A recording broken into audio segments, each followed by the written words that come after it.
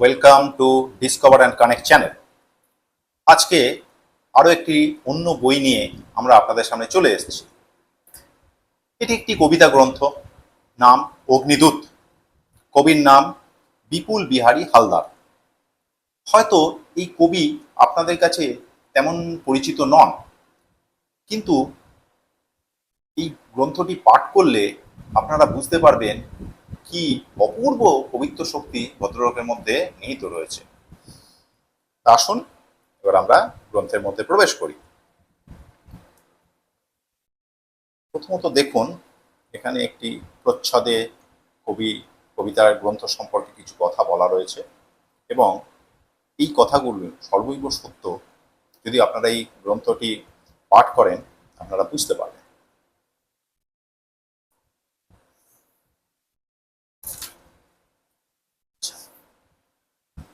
গ্রন্থটি প্রকাশ করেছেন এবং অধ্যায় প্রকাশন, এবং তার বিবরণ, তার ঠিকানা আপনারা এখানে পেয়ে যাবেন। আর কোথায় কোথা থেকে এই বইটি পাওয়া যাবে সেটা আপনারা প্রাপ্তি স্থান থেকে দেখতে পাবেন।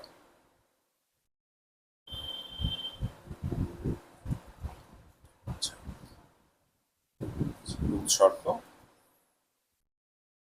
এখানে কবি একটি সুন্দর ভূমিকা লিখেছেন। এখানেই বোঝা যায় যে এই কবিতা গ্রন্থ লেখা তার প্রেরণা কি আছে। কবির সম্পর্কে একটু বলে নেওয়া যাক। কবি দীর্ঘকাল ইতালি দেশের রোম শহরের বাসিন্দা। তিনি বাংলা এবং ইটালিয়ান দুটো ভাষাতেই পারদর্শী। হঠাৎই তিনি করোনাকালে কবিতা লিখতে বসেন, যখন গৃহবন্দী হয়ে পড়েন।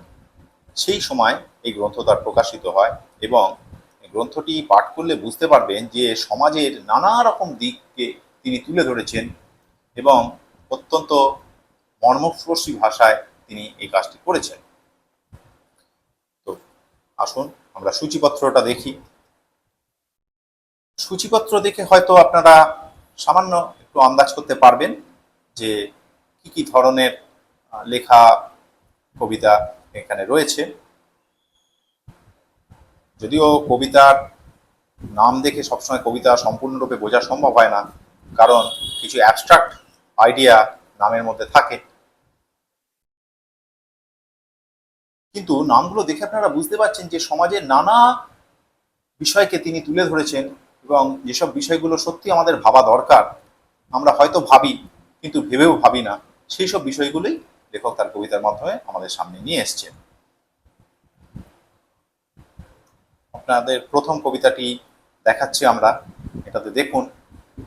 দেখলে কিন্তু আপনারা বুঝতে পারবেন যে কতটা বাস্তব বিষয় তার এই কবিতার মধ্যে নিহিত রয়েছে। তো আসুন আমরা তার আরো একটা দুটো কবিতা দেখি। যেমন ধরুন, আমরা পথের ধুলো। এটা দেখুন, সত্যি মর্মস্পর্শী ভাষায় এই কবিতা লিখিত। অত্যন্ত এক গুরুত্বপূর্ণ বিষয় অত্যন্ত সাবলীলভাবে তিনি তুলে ধরেছেন, এবং যদি আপনারা অন্তর্নিহিত অর্থ বুঝতে পারেন তাহলে বুঝবেন যে কি সুন্দর এক কবিতা। বর্তমান কবিদের মধ্যে তিনি অবশ্যই একটি স্থান করে নিতে পারেন, তিনি যদি নিয়মিত কবিতার সঙ্গে সংযুক্ত থাকেন। তো আসুন আমরা আরো একটা দুটো কবিতা তার দেখে নিই।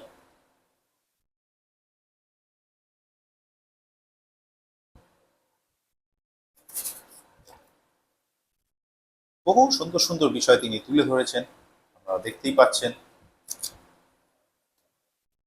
তো যাই হোক, আপনাদের কারুর যদি এই বই ভালো লাগে আপনারা অবশ্যই এই বই ক্রয় করে পাঠ করে দেখতে পারেন। এখানেই দেখুন আমরা কবি সম্পর্কে যা বলেছিলাম তার কিছু সম্পর্কে তার তথ্য দেওয়া রয়েছে, কবি সম্পর্কিত তথ্য।